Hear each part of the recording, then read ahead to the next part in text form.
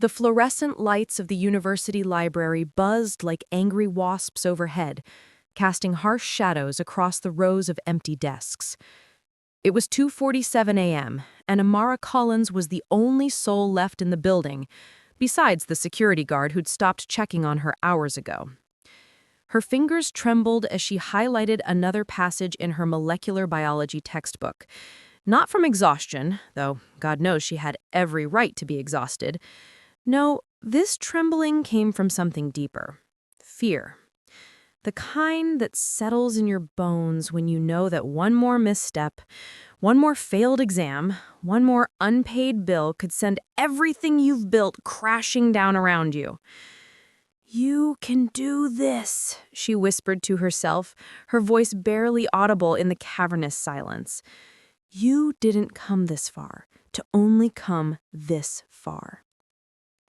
But even as she spoke the words, the same words her grandmother had told her before she passed, Amara felt the weight of impossibility pressing down on her shoulders. She was a 23-year-old scholarship student at one of the most prestigious universities in the country, working 3 jobs just to afford the textbooks that her wealthy classmates bought without a second thought.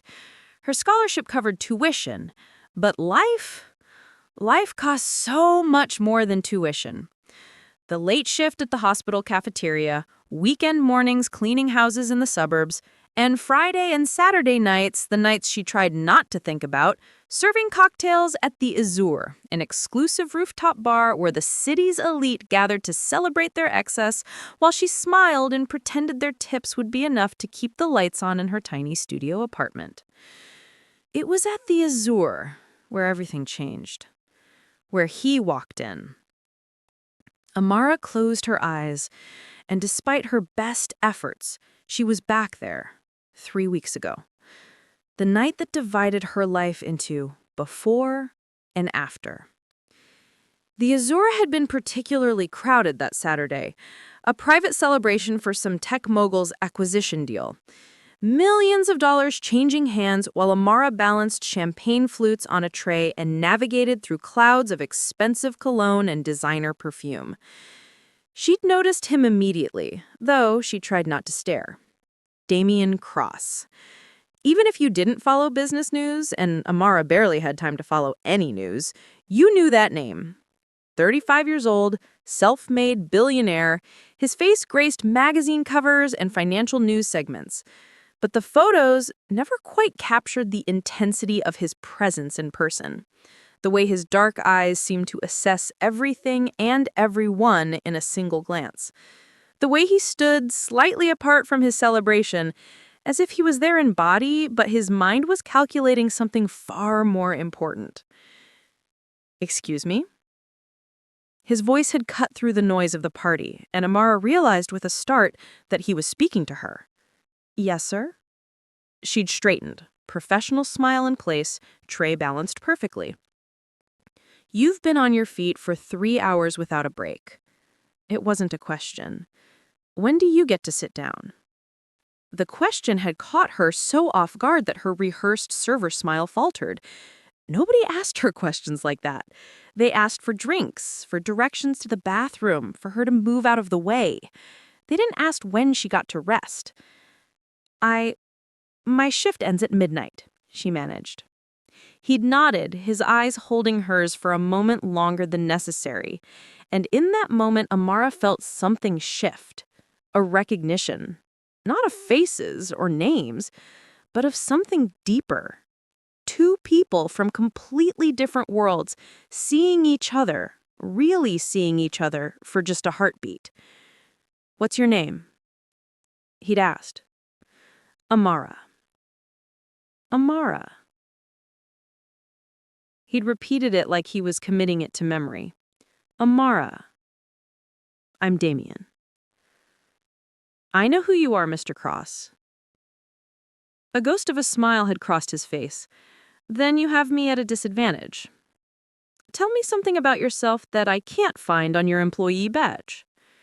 She should have walked away, should have made an excuse about other customers needing service, should have remembered the invisible line between people like her and people like him. Instead, she'd said, I'm going to be a doctor. Molecular biology. I'm going to find a way to make cancer treatments accessible to communities that can't afford them now.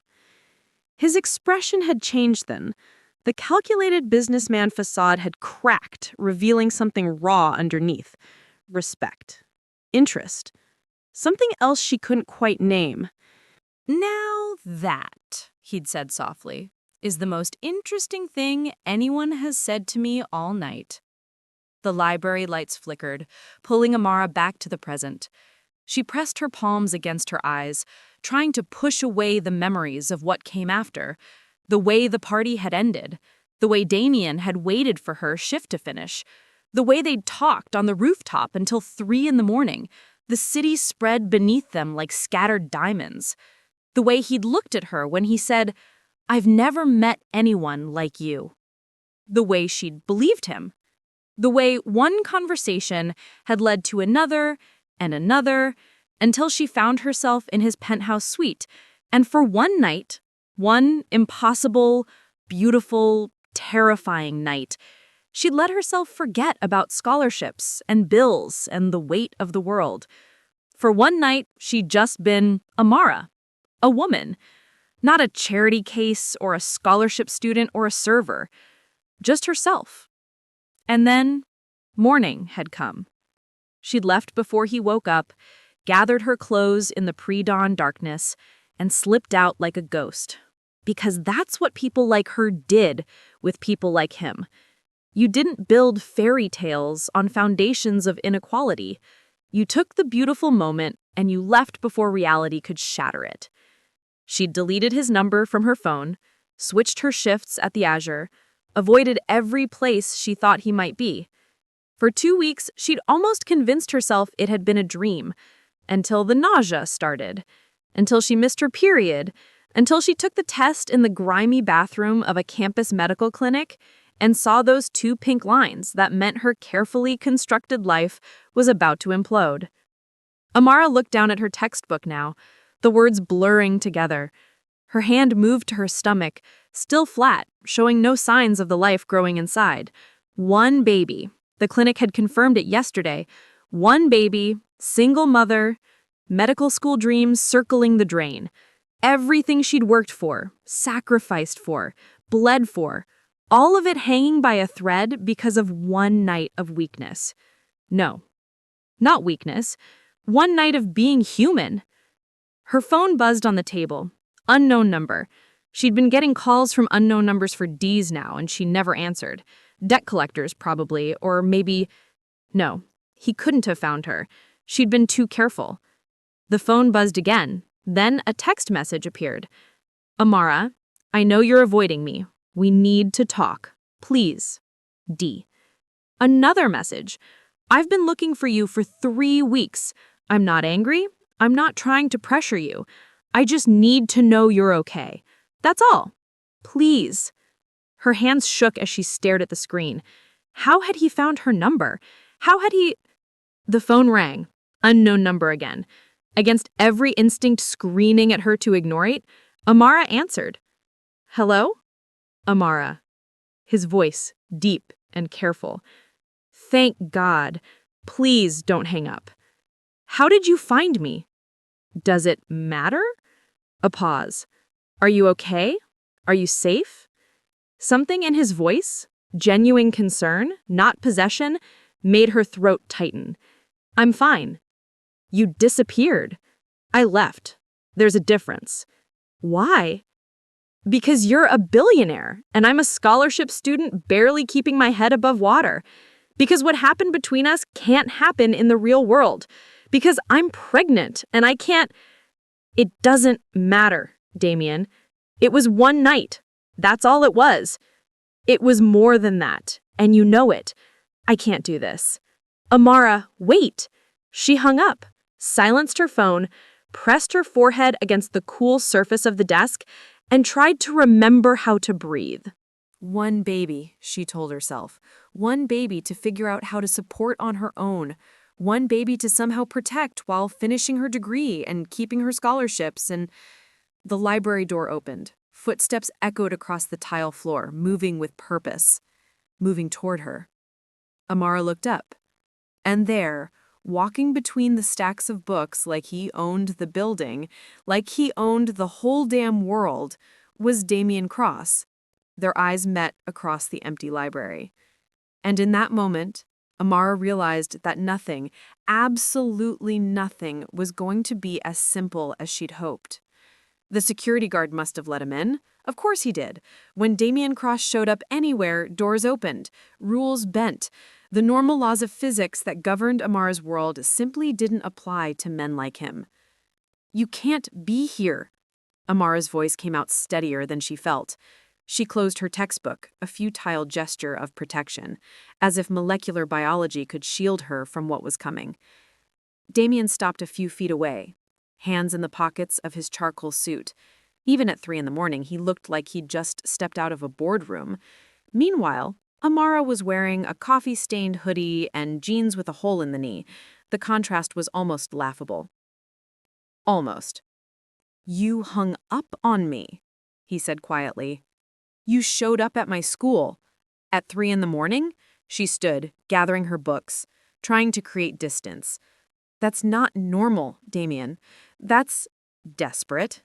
He didn't move closer, but his eyes held her in place, more effectively than any physical barrier. "You're right, I am desperate.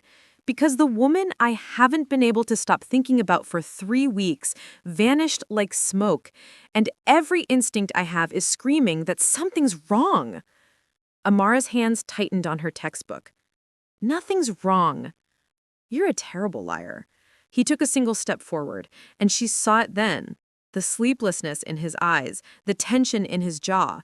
This wasn't the composed billionaire from the magazines. This was someone unraveling. "That night meant something. I know it did. I felt it. And then you were just gone." "That's how one-night stands work." "Don't." The word came out sharp. "Don't reduce what happened to something casual. We talked for 5 hours before anything else happened. You told me about your grandmother, about growing up in a neighborhood where gunshots were the evening soundtrack. You told me about the first time you looked through a microscope and realized that you could see the building blocks of life itself. You trusted me with pieces of yourself, Amara, real pieces, and He stopped, ran a hand through his hair. "I told you things I've never told anyone." She remembered.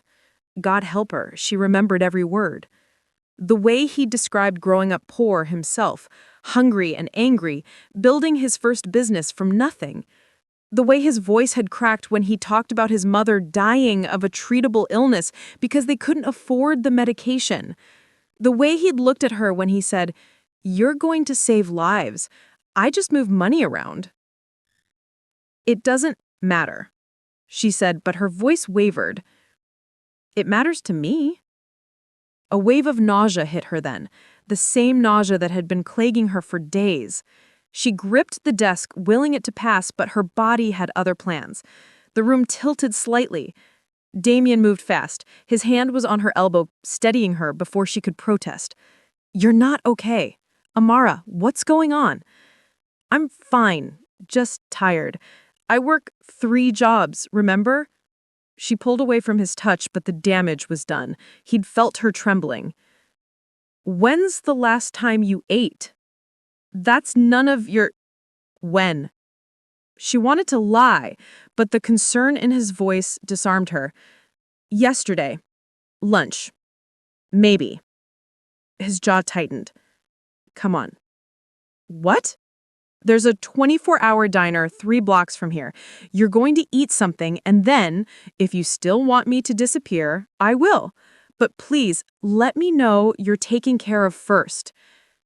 It was the please that broke her. Billionaires didn't say please to scholarship students in coffee-stained hoodies. But here he was, looking at her like she mattered, like she was worth crossing the city at 3 a.m. to find. "1 meal," I heard her say, "and then you leave me alone." Relief flooded his face. "Deal." The diner smelled like burnt coffee and home fries. At 3:30 in the morning, it was populated by night shift workers, insomniacs, and people with nowhere else to be. Amara slid into a cracked vinyl booth while Damien ordered enough food to feed a small army. "I said one meal, not Thanksgiving dinner," she protested when the waitress delivered pancakes, eggs, toast, fruit, and orange juice. "You need to eat." He pushed the plates toward her. "And I need to know you're okay." Amara picked up a fork, suddenly ravenous. The first bite of pancakes tasted like heaven. The second bite came faster. By the third, she'd forgotten her pride and was just eating. Damien watched her with something that looked like satisfaction. "Better?" She nodded, not trusting herself to speak. When had anyone last taken care of her like this? When had anyone noticed she was hungry, tired, struggling? "Now tell me what's really going on," he said softly. "And don't say nothing. I built a billion-dollar company by reading people, Amara. I know when someone's carrying weight they shouldn't have to carry alone." The irony almost made her laugh. She was carrying something, all right, about the size of a poppy seed right now, according to the pregnancy websites she'd been obsessively reading. "I can't tell you," she said instead. "Can't or won't?" "Both." He leaned back, studied her face. "Is it money? Because if you need—" "No." The word came out too sharp. "I'm not some charity case you can throw money at to make yourself feel better. That's not what I—" "Isn't it?" She set down her fork, the brief moment of peace shattering. "You're a billionaire, Damien. I'm a student working 3 jobs to afford ramen. We don't exist in the same universe. What happened between us was— it was a moment out of time. That's all it can ever be." "Why?" "Because," she fought to keep her voice down, "because people like you don't end up with people like me. Because this," she gestured between them, "doesn't work in the real world. Because I have too much to lose and you have too much to offer. And it's not fair. None of it is fair." "Who says life has to be fair?" His voice was quiet but intense. "Who says we can't make our own rules?" "People who've never had to follow anyone else's rules say things like that." The words landed like a slap. Damien flinched, and Amara immediately regretted them. But they were true. They were so painfully true. Another wave of nausea hit, stronger this time. She pressed her hand to her mouth. "Amara?" She stood abruptly. "I need the bathroom." She barely made it to the restroom before she was sick. The pancakes she'd just eaten came back up, and with them, any pretense that she could keep the secret. Her body was betraying her. The pregnancy was becoming impossible to hide. When she finally emerged, pale and shaking, Damien was waiting outside the bathroom door. "That's it. You're seeing a doctor. Now." "It's 4 in the morning." "I don't care. I know people. I can get you into—" "Stop!" She held up a hand. "Just stop trying to fix everything. I already have a doctor's appointment. Tomorrow. I mean, today." She checked her phone. 4:17 a.m. "In about 6 hours." His eyes searched hers. "Promise me you'll go." "I promise." "Let me take you." "No." "Amara." "No, Damien, this is my life, my problem to solve. You don't get to swoop in and—" She stopped, dizzy again. He caught her before she fell. Strong arms, steady presence. For just a moment, she let herself lean into him, let herself imagine what it would be like to not carry everything alone.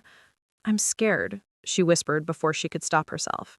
His arms tightened around her. "I know. I am too." She pulled back, looked up at him. "You? Scared? Of what?" "Of losing you again before I figure out what this is." He touched her face gently. "Something's wrong. Something you're not telling me. And it's killing me that you won't let me help." "If only you knew," she thought. "If only you knew that what's wrong is the most terrifying, wonderful, impossible thing. That I'm carrying your child. That in 6 hours, I'm going to see it on an ultrasound and have to figure out how to raise it alone, because telling you would complicate everything beyond repair." "I need to go," she said instead. "I need sleep before my appointment." "Let me drive you home, at least." She almost said no. Almost. But exhaustion was making her bones ache. And the thought of walking to the bus stop, waiting in the cold, riding across town to her apartment, it was too much. "Okay," she agreed quietly. His car was exactly what she'd expected. Sleek, expensive, the kind of vehicle that cost more than she'd earn in 5 years. She sank into the leather seat and gave him her address. They drove in silence through the empty pre-dawn streets. The city looked different at this hour, softer somehow, like it was holding its breath between night and morning. When they pulled up to her building, a run-down apartment complex in a neighborhood that Damien's jaw tightened, he turned to her. "I'm going to say something, and I need you to really hear me. I don't care about the money difference. I don't care that we come from different worlds.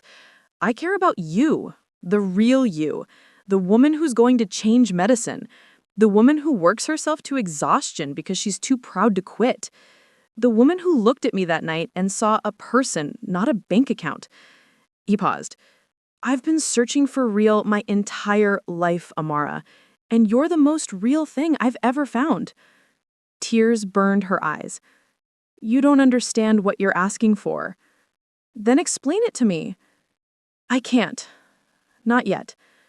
Maybe not ever." He reached out, wiped away a tear that had escaped down her cheek. "Whatever it is, I can handle it. Whatever you're going through, you don't have to go through it alone." The words were a knife to her heart, because he meant them. She could see it in his eyes, and that made everything so much worse. "Goodbye, Damien." She opened the door. "This isn't goodbye." She looked back at him one last time, memorized his face in the early morning light. It has to be. She closed the door before he could respond, walked into her building without looking back, made it all the way to her apartment, closed the door, slid down to the floor, and finally let herself cry. 6 hours later, Amara sat in a paper gown in an examination room at the university health clinic. The ultrasound technician, a kind-faced woman named Rita, squeezed cold gel onto her still flat stomach. "Okay, honey, let's see what we've got here." Rita moved the transducer across Amara's abdomen, squinting at the screen. "There we go. There's your baby." Amara's breath caught. On the screen, barely visible, was a tiny shape. Her baby. Real. Undeniable. "Everything looks good," Rita continued. "Measuring right on track for 6 weeks. Nice, strong heartbeat. You're looking at an early January due date." "Just one?" Amara asked. "Just one baby?" Rita smiled. "At this stage, we can sometimes miss a twin hiding behind, but I'm only seeing one gestational sac, one baby. Is twins something that runs in your family?" "No, I needed to know for sure." One baby. She could handle one baby. It would be impossibly hard, but she could do it. She'd figure it out somehow. Rita handed her paper towels to wipe off the gel. "Do you have support? Family? The father?" Amara thought of Damien, probably in some boardroom right now making deals worth millions, living in a world so far removed from this clinic, this moment, this reality. "No," she said quietly. "Well, you're not completely alone. We have resources here, counseling, financial assistance programs, support groups for single mothers. You don't have to figure everything out today." But Amara barely heard her. Her mind was already racing ahead.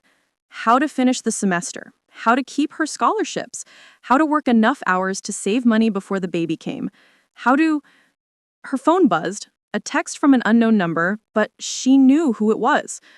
"Please tell me you made it to your appointment. Tell me you're okay. I can't stop thinking about you. D." She stared at the message for a long moment. Then she typed back, "I'm fine. Please stop contacting me.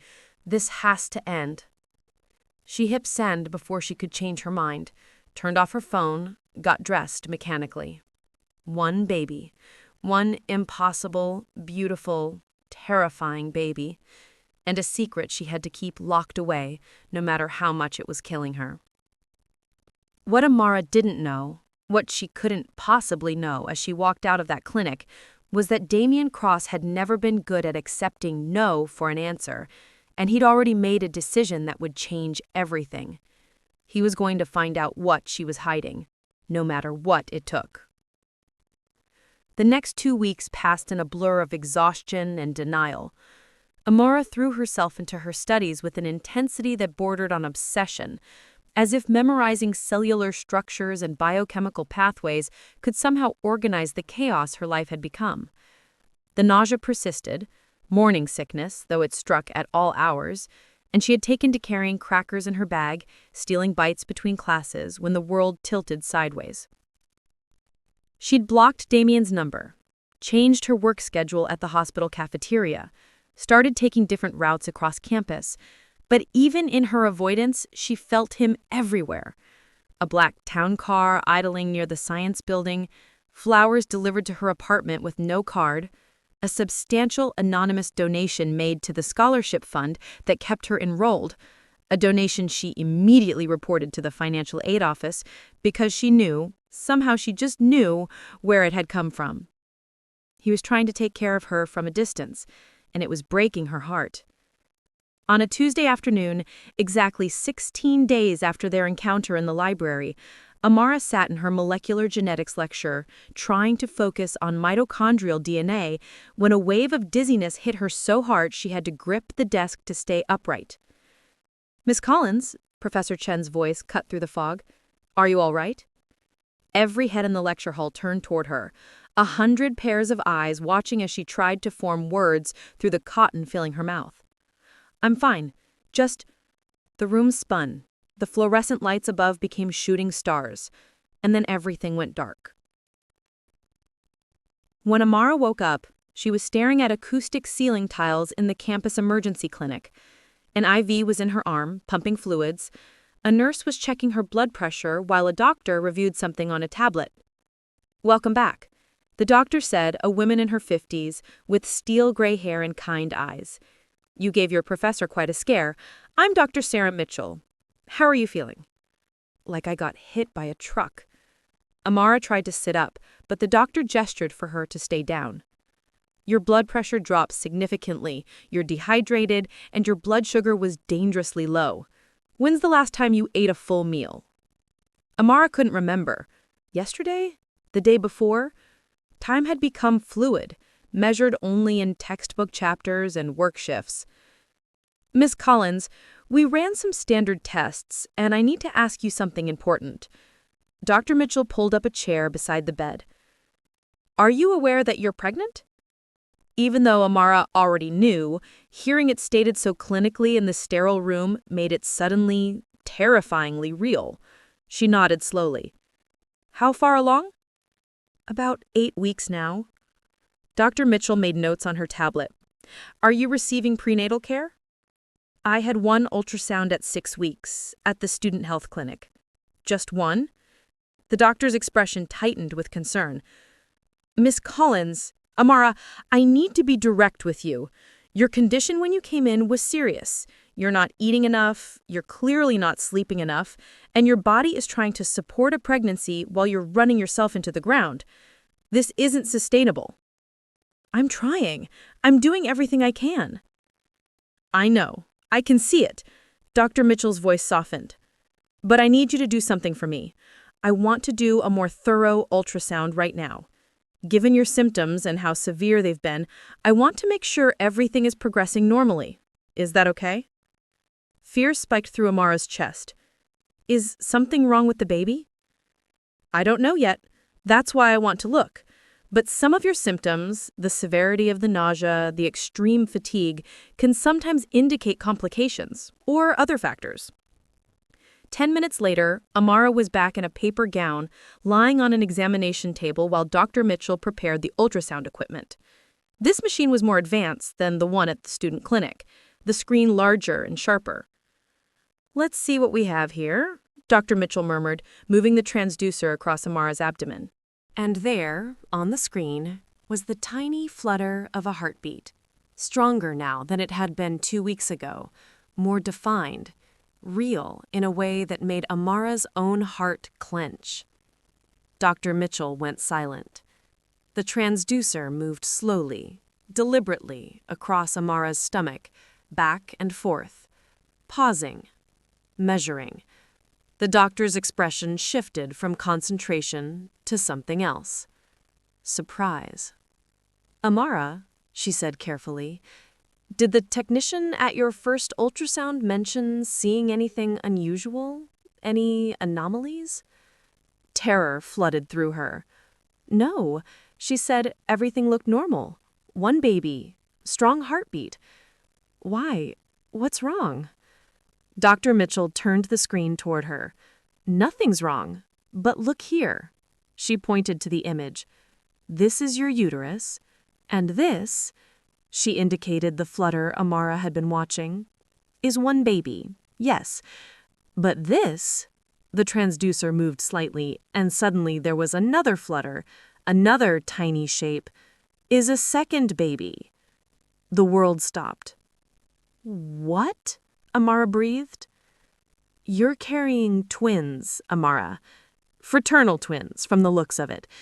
2 separate gestational sacs, 2 separate placentas. They're both measuring perfectly for 8 weeks. Strong heartbeats on both. This one, she pointed to the first, was probably all that was visible at 6 weeks. The second one was likely positioned behind, which is why the earlier scan missed it. Twins. 2 babies. Not one impossible situation, but 2. Amara couldn't breathe, couldn't think. The room was spinning again, but this time she wasn't passing out. She was just drowning in the sheer magnitude of what Dr. Mitchell had just said. I can't, her voice broke. I can't afford 1 baby. I can't do this. I can't. Breathe, Amara. Just breathe. Dr. Mitchell's hand was steady on her shoulder. I know this is overwhelming, but right now, both babies are healthy. You're the one I'm worried about. You need help. Real help. Is the father in the picture? Before Amara could answer, there was a commotion outside the examination room. Raised voices, someone arguing with the nurse at the front desk. I don't care about your protocols. I know she's here. Her professor called me. Damien. Her professor had called him? How did her professor even have his number?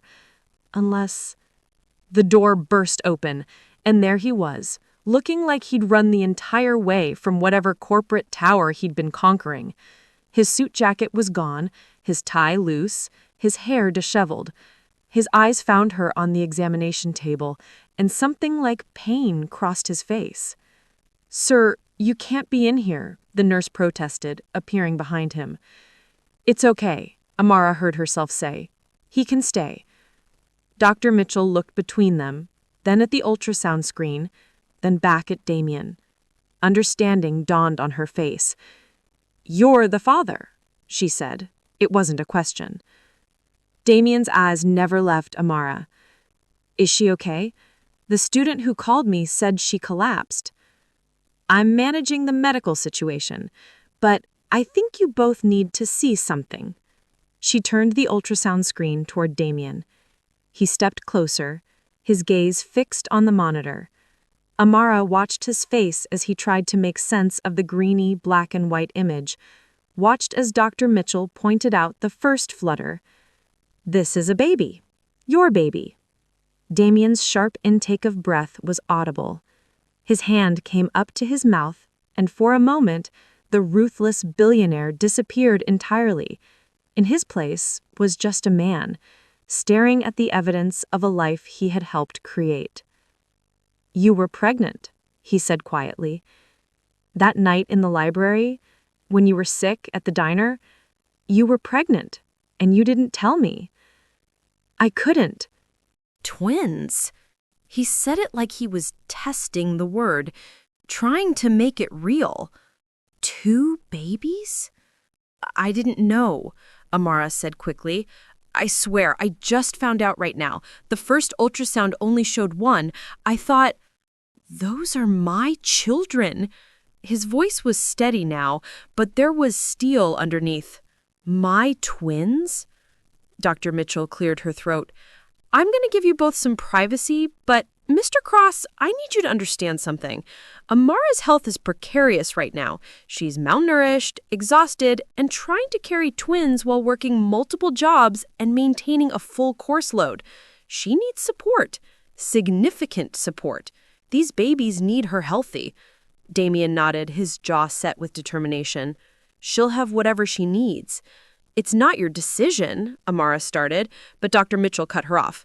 Actually, right now, it needs to be someone's decision, because you're not making good ones for yourself.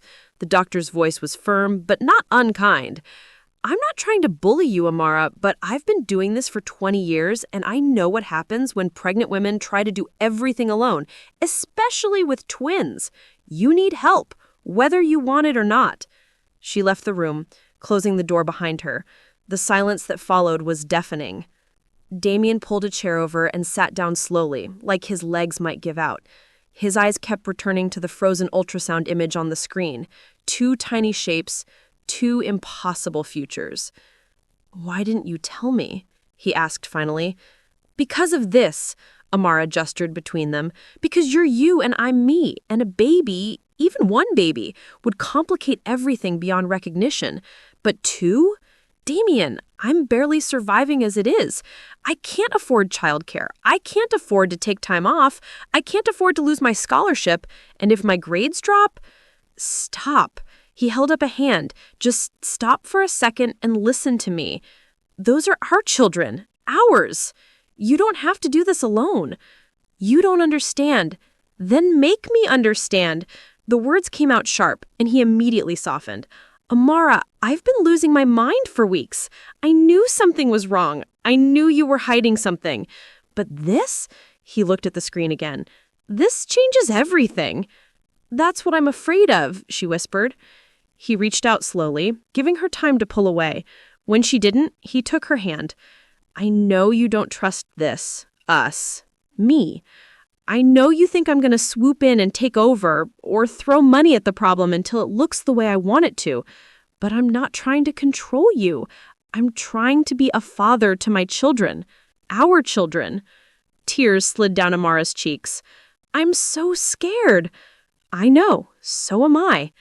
But we can figure this out together. I'm not asking you to marry me or move into my penthouse or give up your dreams. I'm asking you to let me help. Let me make sure you're eating. Let me make sure you're safe. Let me be there for our children.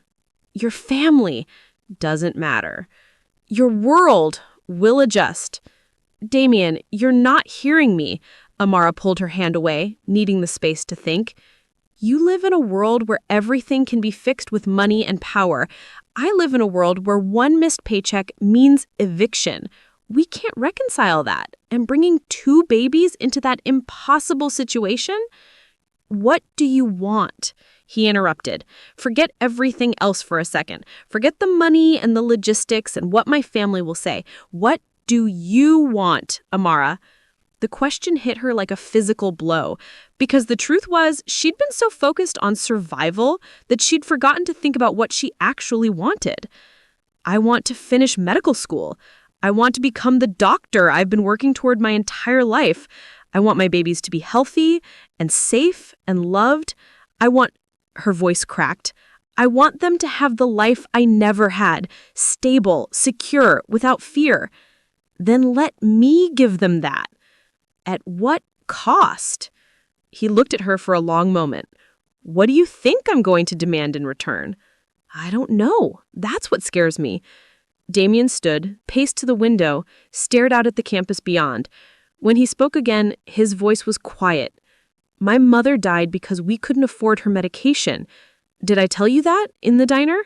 "Yes. What I didn't tell you was that I was 12, and I watched her die over 6 months, getting weaker and sicker because we had to choose between rent and medicine, between food and treatment. I swore," his hands clenched at his sides, "I swore that if I ever had the power to make sure no one I loved had to make those choices, I would use it. Every bit of it." He turned back to face her. "These babies are mine. You are..." He stopped. Started again. "I can't stand by and watch you struggle when I have the means to help. I won't. So tell me what you need to feel safe. Tell me what boundaries you need. Tell me what would make this work in a way you can live with. But don't ask me to walk away, because I can't. I won't." Amara closed her eyes, felt the weight of 2 lives growing inside her, felt the exhaustion in her bones, felt the fear and the hope warring in her chest.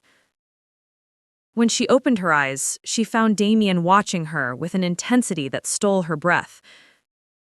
"If we do this," she said carefully, "we do it my way. I'm not your charity case. I'm not your project. We're partners in this or we're nothing." Something like relief flooded his face. Partners. I keep my apartment, my jobs, at least until the pregnancy makes them impossible. My independence. Agreed. But you let me make sure you're eating properly, that you have proper medical care, that you're not collapsing in lecture halls. And the babies are ours, equally. We figure out custody and parenting and all of that together as partners.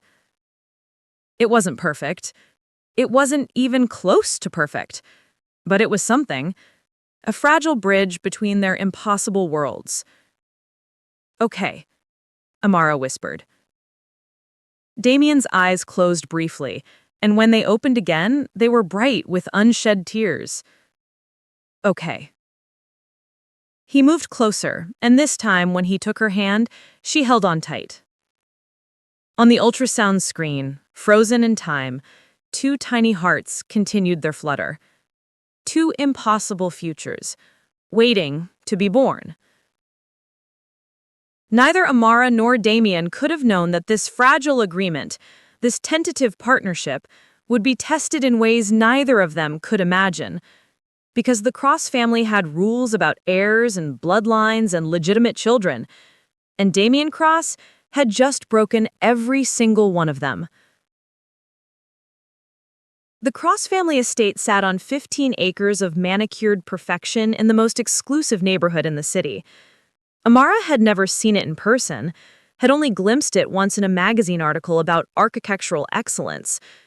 Now, sitting in Damien's car as they approached the iron gates, she felt like she was entering enemy territory. "You don't have to do this today," Damien said for the third time. "We can wait. Tell them later." "And give them more time to build their case against me? No. If we're doing this, if we're really partners, then I face this with you. Now." It had been 3 days since the revelation at the clinic.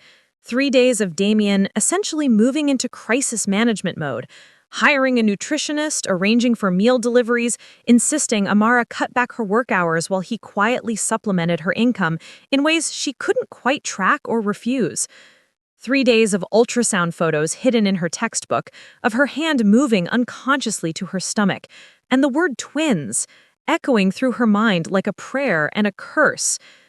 And 3 days of Damien's phone ringing constantly, with calls from his family demanding to know why he'd canceled board meetings, where he'd been disappearing to, what had him so distracted.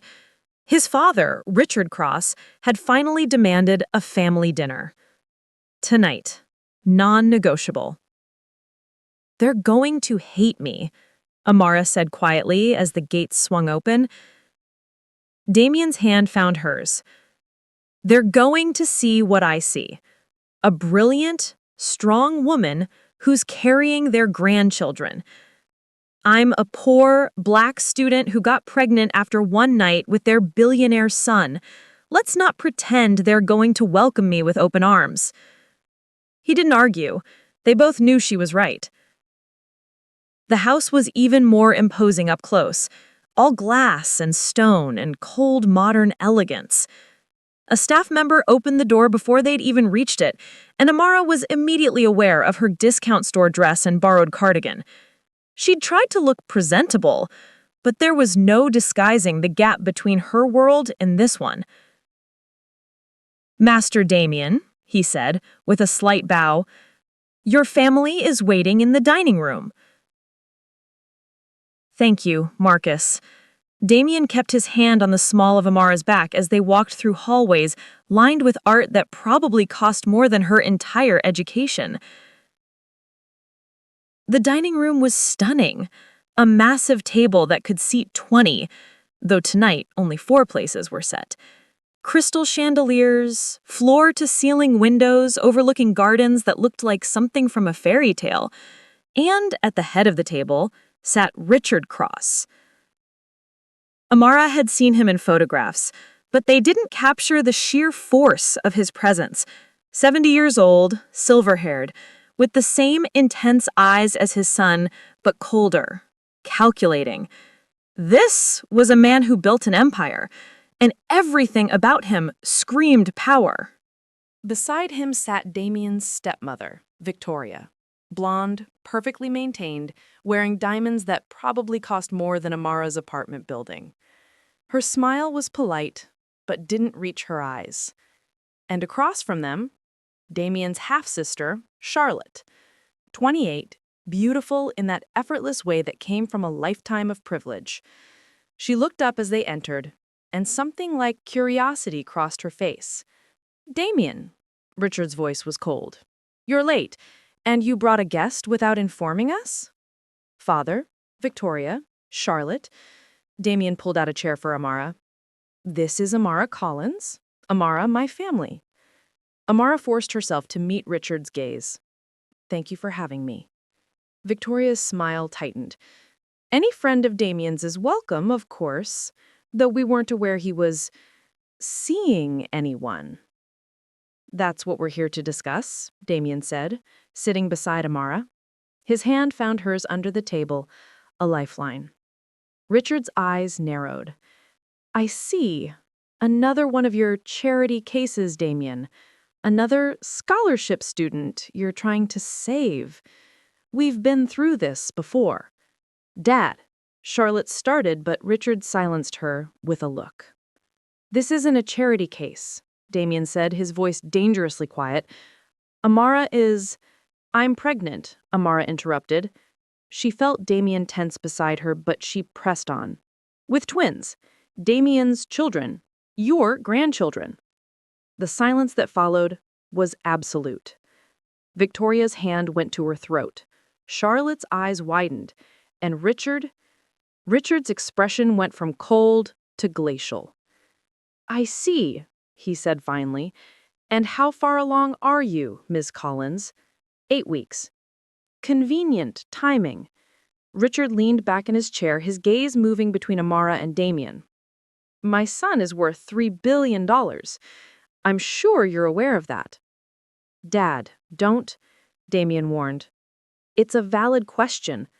Richard's eyes fixed on Amara. "You're a scholarship student, correct? Working multiple jobs, struggling financially? And now you're pregnant with twins, confirmed by a doctor, I assume, and claiming they're Damien's?" Heat flooded Amara's face. "I'm not claiming anything. They are his children. Forgive me if I'm skeptical. We'll need a paternity test, of course, once the children are born." "They can do paternity tests during pregnancy now," Victoria added, her voice sweet as poison. "Non-invasive, perfectly safe. I'm sure Amara won't mind proving her claims." Her hands clenched in her lap. She'd known this was coming, but hearing it stated so baldly, the assumption that she was lying, that she was some kind of gold digger, made her want to run from this room and never look back. "I'll take the test," she said quietly. "I have nothing to hide." "Good," Richard nodded. "Then we'll arrange it immediately. And in the meantime—" "In the meantime," Damien cut in, his voice hard as steel, "you will treat Amara with respect. She's the mother of my children, your grandchildren, not some stranger trying to con the family. You barely know this girl. 1 night? 2? And now she's pregnant with twins? Damien, use your brain. This is the oldest trick in the book." "I know her." Damien stood, pulling Amara up with him. "I know her better than I've known anyone in years. And whether you believe it or not, those are my children, our children. And I will protect them and her from anyone who tries to hurt them, including this family." "Sit down," Richard commanded. "We're not finished discussing this." "Yes, we are." Damien's arm went around Amara's shoulders. "We came here out of respect, to tell you in person, not to subject Amara to an interrogation." "Damien, wait." Charlotte spoke up for the first time since the revelation. She looked at Amara, really looked at her. "Are you okay? You look pale." The kindness in her voice, unexpected, genuine, nearly broke Amara's composure. I'm fine. You're not. Charlotte stood, moved around the table. When's the last time you ate? Charlotte, don't encourage this, Victoria said sharply. Encourage what? Basic human decency? Charlotte ignored her stepmother, focusing on Amara.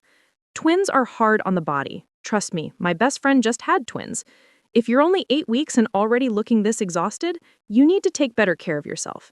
She's been working 3 jobs while trying to maintain a full course load, because unlike everyone in this room, she doesn't have the luxury of choosing whether to work. The barb hit its mark. Richard's jaw tightened. If the children are yours, he said slowly, then we'll discuss appropriate arrangements, financial support, housing, a proper trust fund. But everything will be verified, and everything will be done legally, with contracts, custody agreements, protection for the family interests. She's not signing away custody, Damien said immediately. Then she's not getting access to family resources. Richard's voice was final. This family has been targeted by gold diggers before, Damien. Your cousin Michael's situation nearly destroyed the company. We have protocols for a reason. Amara felt sick. This was exactly what she'd feared.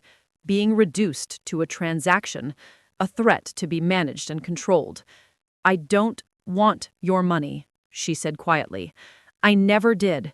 I just want my children to know their father. How noble. Victoria's smile was razor sharp. But forgive us for being cautious. You must understand our position. I understand perfectly. Amara pulled away from Damien, needing space to breathe. You think I'm lying. You think I trapped your son. You think I'm going to bleed your family dry and disappear with the money. I understand exactly what you think of me. She turned to Damien. Take me home, please. Amara, now. I can't be here anymore. Charlotte moved forward. Wait. I believe you. Dad, look at her. She's terrified and exhausted and clearly telling the truth. No one who was lying would look this miserable at the prospect of joining this family. Charlotte, Richard warned. No, it's true. We're being horrible. Charlotte pulled out her phone. I'm texting you my number. If you need anything, and I mean anything, call me. Ignore the rest of them. Some of us actually have hearts. Victoria looked scandalized. Richard looked furious. But Charlotte just smiled at Amara. A real smile, warm and genuine. Thank you, she whispered. Damien was already guiding her toward the door, but Richard's voice stopped them. If you walk out of here now, he said coldly, don't expect family support. Not financial, not legal, not social. You'll be on your own. Damien turned back slowly. Then I guess I'm on my own. I've been on my own before. I survived it once, I'll survive it again. Don't be stupid, son. Think about your company, your board, your reputation. One scandal like this, I don't care. The words were simple but absolute. I care about her. I care about those babies. Everything else is noise. He walked Amara out, leaving his family in stunned silence. In the car, Amara finally let herself cry. Great heaving sobs that shook her whole body. Damien pulled over to the side of the road and just held her, letting her break apart in his arms. I'm so sorry, he murmured into her hair. I'm so sorry they treated you like that. They hate me. Your family hates me. They don't know you. Once they do, it won't matter. She pulled back, wiping her eyes. I'm never going to be good enough for them. And your father is right about one thing. This could destroy your reputation, your business, everything you've built. Let it. His hands framed her face. Let it all burn if it has to. Those babies are more important. You are more important. You say that now.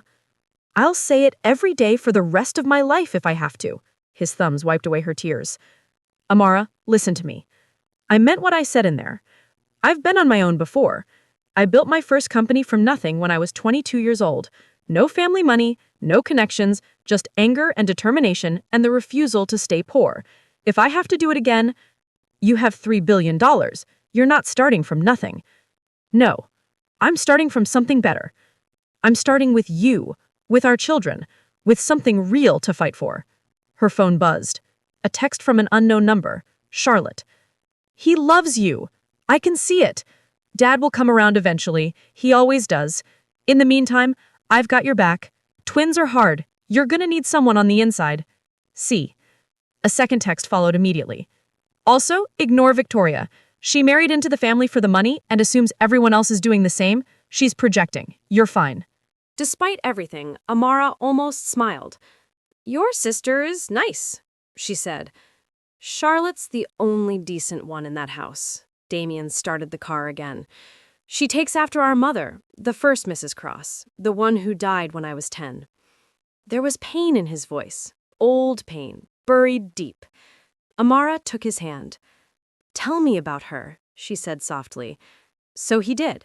As they drove through the city, Damien talked about his mother, about her kindness, her strength, how she'd worked 2 jobs to support them before Richard had discovered his illegitimate son and brought him into the family, how she'd never fit into the Cross world, how she died of an illness that could have been treated if they'd had money sooner.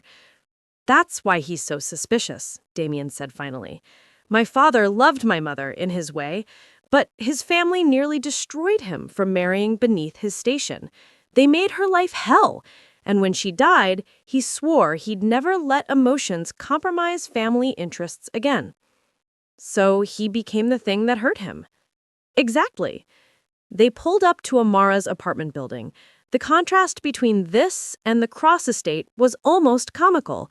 Graffiti on the walls, a broken streetlight, the sound of an argument drifting from an upper floor. "I hate you living here," Damien said quietly. "It's home. It's not safe. It's what I can afford." He looked like he wanted to argue, but he'd promised. Partners, not charity. Instead, he walked her to her door, checked the locks, made sure she was settled. "I'll call you tomorrow, earlier if you need anything." "Damien!" She caught his hand before he could leave. "What you said to your father about letting it all burn, did you mean it?" He looked at her for a long moment. "Every word." "Why? Why would you risk everything for me? For babies you just found out about?" "Because," he stopped, started again. "Because when I'm with you, I remember who I wanted to be before money and power made me forget. Because those babies are part of you, and you're—" He cupped her face gently. "You're the first real thing I've felt in 10 years. He kissed her forehead and left before she could respond. Amara stood in her tiny apartment, one hand on her stomach, and tried to process everything that had happened. Richard's coldness, Victoria's suspicion, Charlotte's unexpected kindness, and Damien's absolute certainty that she was worth fighting for. Her phone buzzed again, this time an email from an unknown address. The subject line made her blood run cold. Regarding Damien Cross and false paternity claims. Her hands shook as she opened it. "Ms. Collins, we represent the Cross family interests. It has come to our attention that you are claiming to be pregnant with Damien Cross's children. We must inform you that the Cross family takes such claims very seriously and will pursue legal action against any attempts at fraud or extortion. You are hereby advised to 1. Cease all contact with Damien Cross. 2. Undergo immediate paternity testing. 3. Prepare for a full financial audit. 4. Retain legal representation. Failure to comply will result in litigation for attempted fraud, defamation, and extortion. The Cross family has considerable resources and will use them to protect their interests. Regards, Morrison, Burke, and Associates, legal counsel to the Cross Trust family." Amara's legs gave out. She slid down the wall, the phone falling from her hand. They weren't just suspicious. They were coming after her, and she had no idea how to fight back against people with unlimited money and power. The twins fluttered in her belly, barely perceptible, but there. Real. 2 lives that depended on her figuring this out. She picked up her phone with shaking hands and dialed Damien's number. He answered on the first ring. "What's wrong?" "Your family," she whispered. "They sent lawyers after me."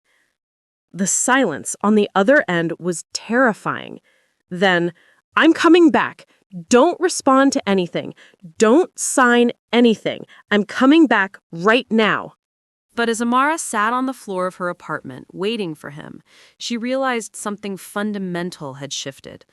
This wasn't a fairy tale. This was war. And she was trapped in the middle of it, with 2 innocent lives growing inside her and no weapons to fight back. The law offices of Morrison, Burke & Associates occupied 3 floors of a glass tower in the financial district. Amara had never felt smaller than she did walking through those doors, even with Damien beside her and his hand firm on her back. She was wearing the one professional outfit she owned, a black pencil skirt and white blouse she'd bought at a thrift store for job interviews. Next to the designer suits surrounding them, she might as well have been wearing rags. It had been 2 weeks since the threatening email, 2 weeks of Damien hiring his own legal team, of depositions and document requests, and the paternity test that had confirmed what they both already knew. The twins were his. Undeniably, scientifically, legally his. But Richard Cross hadn't backed down. If anything, the confirmation had made things worse. If they're his children, Richard had told his lawyers, then they're Cross heirs, and I won't have them raised in poverty by some girl who doesn't understand our world. We'll seek full custody. Now, Amara sat in a conference room across from Richard, Victoria, and 3 lawyers who looked like they eat people like her for breakfast. Damien sat beside her, his own attorney, a fierce woman named Patricia Chen, on his other side. Charlotte had come too, against her father's wishes, sitting at the end of the table like Switzerland. "Let's begin," the lead attorney said. His name was Harrison Burke, and he had the kind of smile that never reached his eyes. "Ms. Collins, you've confirmed via paternity testing that you are indeed carrying Mr. Cross's children, twins, due in January?" "Yes." Amara's voice was steady, though her hands were clenched in her lap. "And you're currently employed in 3 part-time positions while maintaining full-time student status at the university?" "Yes." "Living in a 1-bedroom apartment in a neighborhood with a crime rate 3 times the city average?" "That's what I can afford." "Precisely our concern." Burke opened a folder. "Ms. Collins, no one is questioning your character or your intentions, but we must consider what's best for the children. Cross-family heirs require security, education, opportunities that, forgive me, your current situation cannot provide. So you want to take them from me? We want to ensure they're raised appropriately, with the resources and protection befitting their status." "Their status?" Amara repeated. "They're babies, not corporate assets." "They're Cross heirs," Richard interjected. "That comes with responsibilities, expectations, a way of life that must be maintained." "Then help me maintain it," Amara leaned forward. "You have all the money in the world. Instead of threatening to take my children, help me raise them. Support Damien's decision to be their father. Isn't that what families are supposed to do?" Victoria laughed, a cold, brittle sound. "You still don't understand, do you? This isn't about helping. This is about control. Those children will be raised as Crosses, with Cross values, in Cross homes, not in some tenement with a mother who can barely feed herself." "Victoria," Charlotte started, but her stepmother silenced her with a look. "She needs to hear this. The sooner she accepts reality, the better for everyone." "And what is reality? That I'm not good enough? That because I'm poor, I'm not worthy of raising my own children?" "That you cannot provide what they need," Burke said smoothly. "However, we're prepared to be generous. The Cross family is willing to offer you a substantial financial settlement, enough to complete your education, pay off any debts, start fresh. In exchange, you agree to shared custody with primary residence granted to Mr. Cross, with visitation rights for you once you've established more stable circumstances." The room spun. "You want to buy my children? We want to ensure they have the best possible life. With a mother who sees them on weekends, who's reduced to a visitor in their lives, Amara stood, her chair scraping back. No, absolutely not. Ms. Collins, be reasonable. I am being reasonable, her voice rose, years of suppressed anger finally breaking through. I'm being a mother. Those babies are mine. I'm carrying them. I feel them move. I've been sick every morning for 2 months. I've restructured my entire life around them. And you think you can just take them because you have money? We think we can provide them with opportunities you cannot, Richard said coldly, and any judge will agree. Actually, Patricia Chen spoke for the first time, her voice cutting through the tension like a blade. Any judge will see exactly what this is: a wealthy family attempting to intimidate a young mother into surrendering custody, and that won't play well in court, at all. Burke's smile tightened. Ms. Chen, surely you recognize— I recognize a losing case when I see one. Patricia opened her own folder. Let's discuss facts. Amara Collins is 23 years old, mentally competent, with no criminal record or history of substance abuse. She's maintaining a 3.8 GPA while working multiple jobs, evidence of exceptional responsibility and work ethic. She has stable housing, health care, and a support system. There is absolutely no legal basis for removing custody. She lives in poverty, Victoria protested. Being poor is not a crime, nor is it grounds for removing children from a fit parent. Patricia's gaze swept the table. What you're attempting is exactly what my client feared, using your wealth and power to bully her into submission. And if this goes to court, I will make sure every newspaper, every social media platform, every news channel knows that the Cross family tried to steal babies from a hardworking student because she wasn't rich enough for them. The silence that followed was electric. Richard's face had gone red. Are you threatening us? I'm stating facts. You're the ones making threats. Patricia leaned back. Here's what's going to happen. You're going to drop this custody nonsense immediately. You're going to acknowledge Damien's right to co-parent his children as he sees fit, and you're going to treat Ms. Collins with the respect she deserves as the mother of your grandchildren, or this becomes very public, very messy, and very expensive for everyone involved. Dad, Damien spoke quietly, but there was steel underneath. Stop this. Please, just stop. You're choosing her over your family? Over everything we've built? I'm choosing my children, my family, the one I'm building.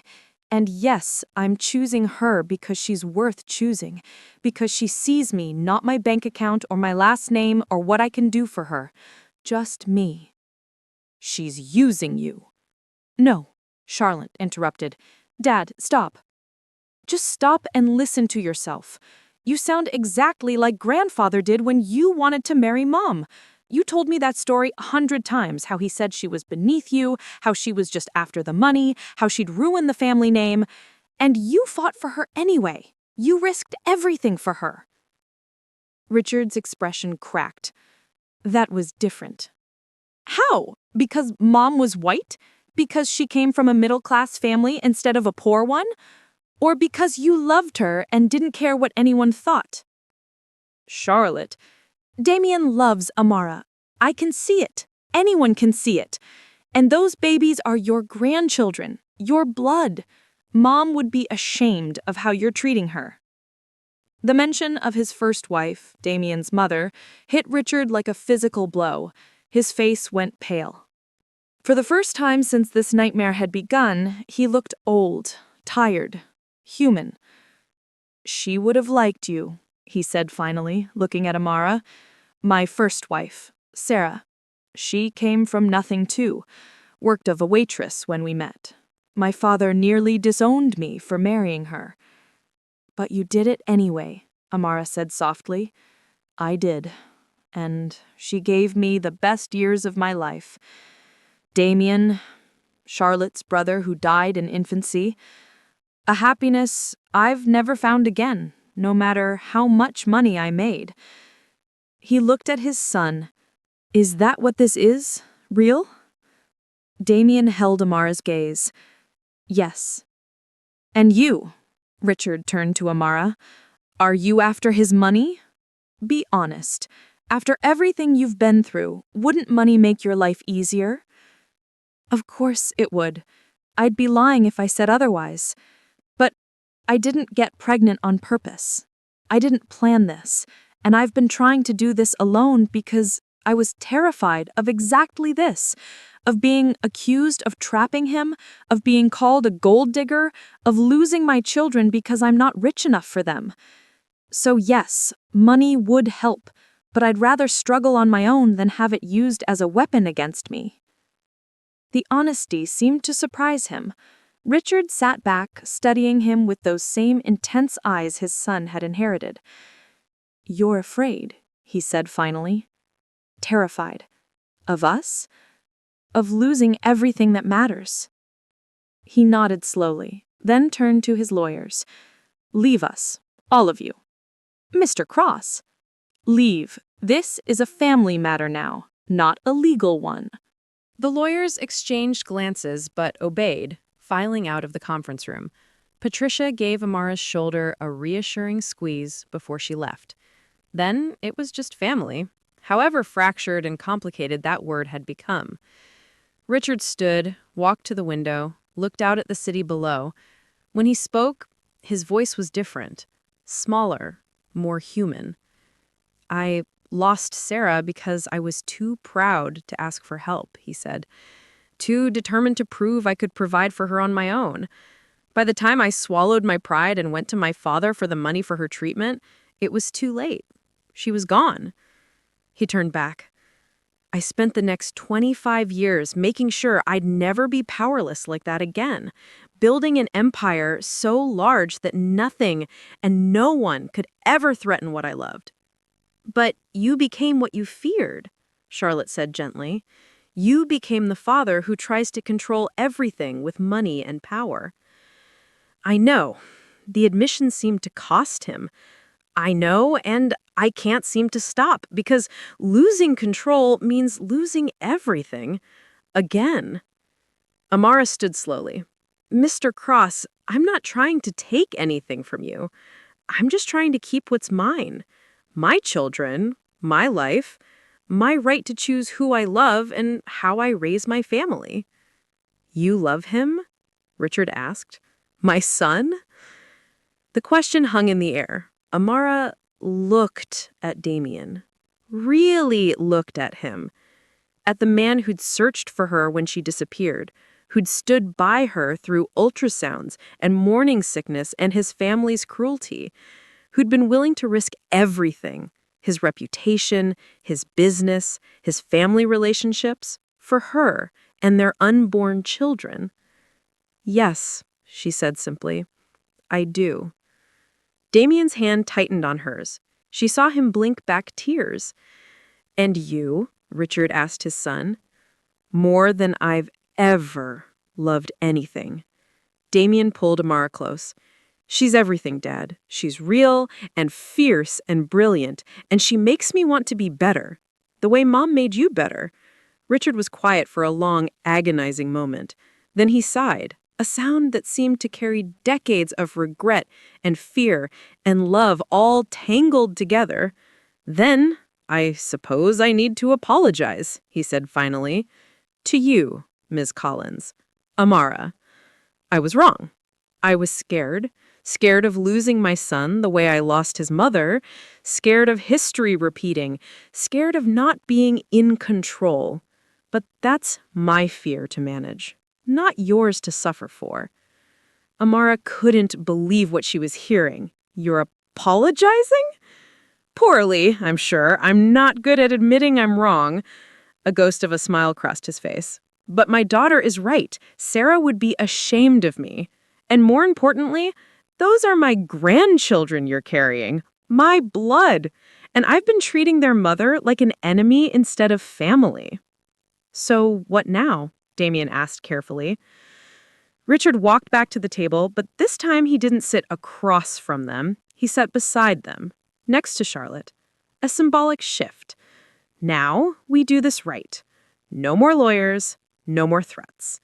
We sit down as a family and figure out how to support both of you and those babies. Amara finishes her education. You both figure out your relationship without pressure. The children are raised by their parents, plural, with family support instead of family interference. And if we make choices you don't agree with, Amara asked, then I bite my tongue and remember that they're your children, not mine. My job is to be a grandfather, a good one, hopefully, not a dictator. Victoria looked like she wanted to protest, but one look from Richard silenced her. Charlotte was openly crying, smiling through her tears. There's one condition, Richard added. Damien, you move back into the family estate. Bring Amara with you. Not because I'm trying to control you, but because that house has 15 bedrooms sitting empty, and it's ridiculous for the mother of my grandchildren to be living somewhere without proper security. Dad, Damien started. I'm not ordering. I'm offering. You can say no. But think about it practically. She'll need space for the twins, help during the pregnancy, support after they're born. We have staff, resources, room. Let us help, please. Amara looked at Damien, overwhelmed. I don't know.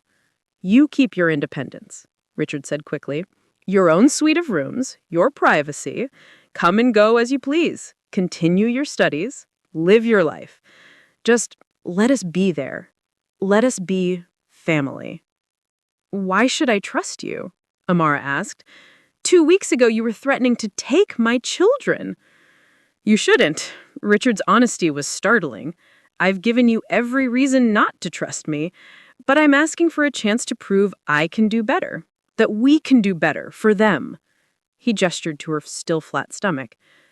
Those babies didn't ask to be born into this mess. They deserve better than our fear and pride. Charlotte reached across the table, took Amara's free hand. I'll be there. I'll make sure Dad behaves. And I meant what I said. Twins are hard. You're going to need help. Let us give it. Amara felt tears sliding down her face. She'd been fighting alone for so long that the offer of help, real help, without strings, felt almost too good to be true. I need time, she said finally, to think about it, to process all of this. Take all the time you need, Richard said. But know this, you're family now, whether you live under our roof or not. Those babies make you family, and I protect family, even when I'm terrible at showing it. 3 months later, on a crisp October afternoon, Amara sat in a rocking chair in her suite at the Cross estate, because yes, she'd eventually accepted Richard's offer, with her hand on her now prominent belly. The twins were active today, rolling and kicking like they were already fighting for space. Medical school was on hold. She'd taken a leave of absence to focus on the high-risk pregnancy because carrying twins classified her as high risk, and Dr. Mitchell had been adamant that she needed rest. But the Cross family had funded a full scholarship that would be waiting when she was ready to return. No strings, no conditions. Just support. The suite was beautiful, more space than she'd ever had in her life. A bedroom, sitting room, private bathroom, and a nursery that Charlotte had helped her design. Soft colors, 2 cribs, a changing table, everything 2 babies could need. Through the window, she could see Damien in the garden below, arguing with his father about something, probably business. They'd been rebuilding their relationship slowly, carefully. It wasn't perfect. Richard still tried to control things, and Damien still bristled at authority. But they were trying. Victoria had warmed up too, in her way. She'd never be maternal, but she'd stopped making cutting remarks and had even given Amara some genuinely useful advice about managing family expectations. Charlotte had become a true friend, the sister Amara had never had. And Damien. The door opened, and there he was, as if her thoughts had summoned him. He'd loosened his tie, rolled up his sleeves. He looked tired, but happy. "How are my girls?" he asked, crossing the room to kiss her forehead. "We don't know they're girls yet," Amara reminded him. "We decided to wait to find out." I have a feeling. He knelt beside the chair, placed both hands on her belly. Immediately, one of the twins kicked against his palm. He laughed. There you are, still fighting in there? Constantly. I think they're practicing for sibling rivalry. He looked up at her, his expression softening. You look beautiful. I look pregnant and exhausted. Beautiful, he insisted. He stood, pulled her gently to her feet. Come with me. I want to show you something. He led her down the hallway to a room she had never been in, Richard's study. The walls were lined with photos, Damien as a child with his mother, Charlotte as a baby, Richard and Sarah on their wedding day, both so young and in love. But there were new photos now, too.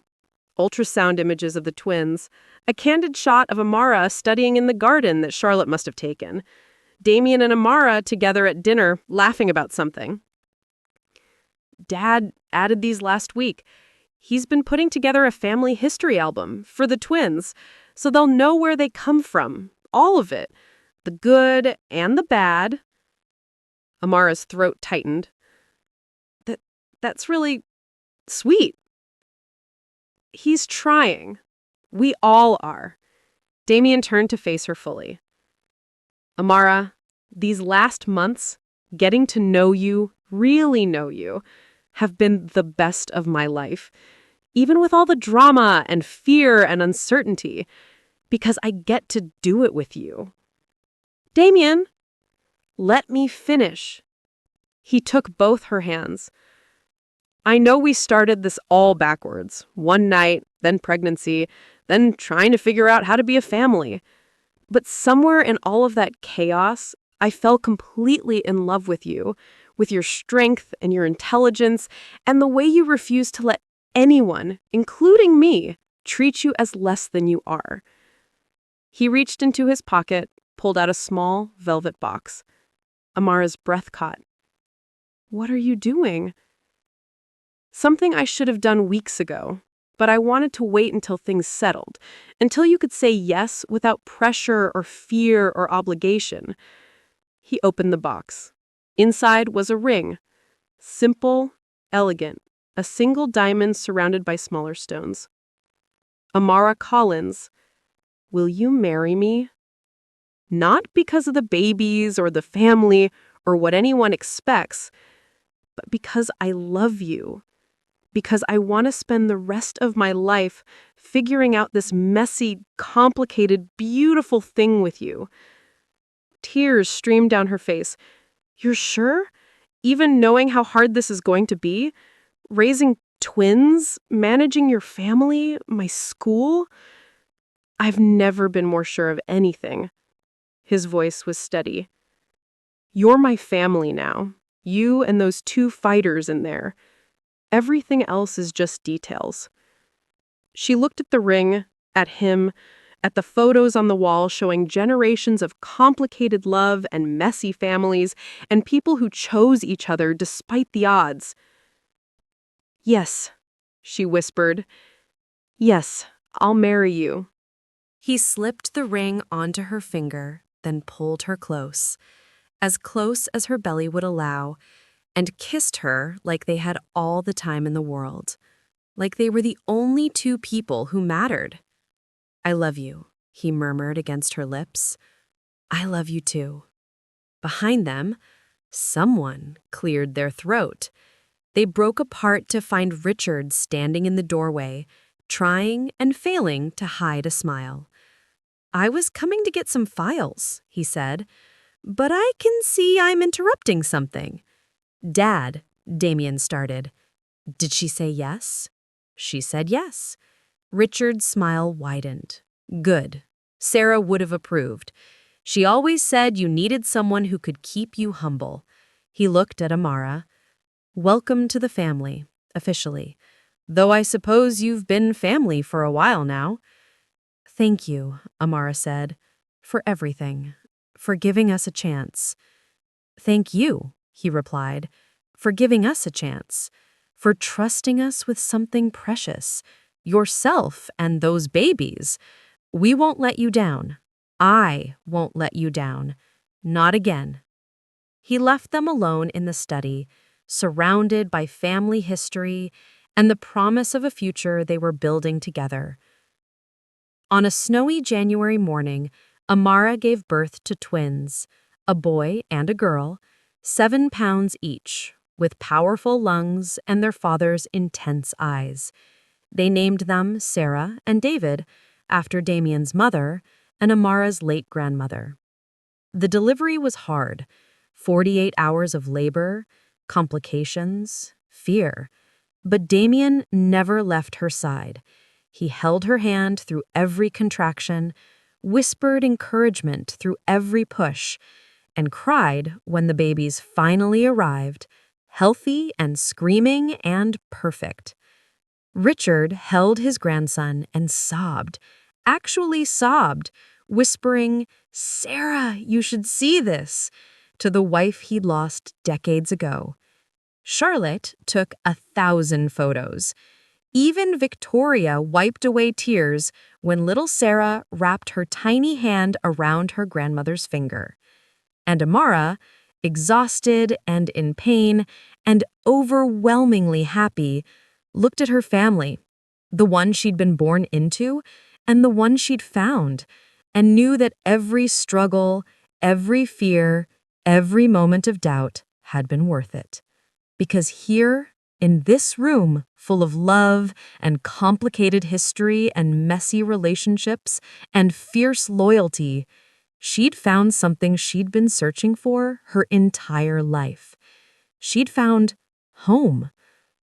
The Last Breath Truth Channel would eventually tell this story, how a poor Black student and a billionaire built a family from chaos, how love conquered fear, how 2 tiny babies grew into strong-willed children who terrorized their grandfather's business meetings and made their mother's medical school graduation the proudest day of her life.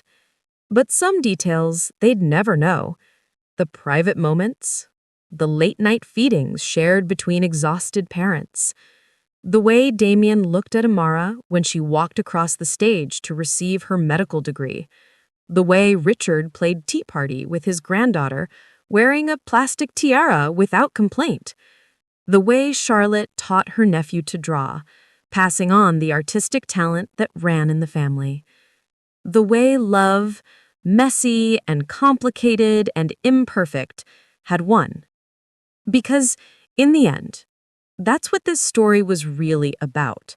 Not money or power or status.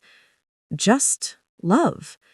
Fierce, protective, all-consuming love. The kind that changes everything. The kind that lasts forever.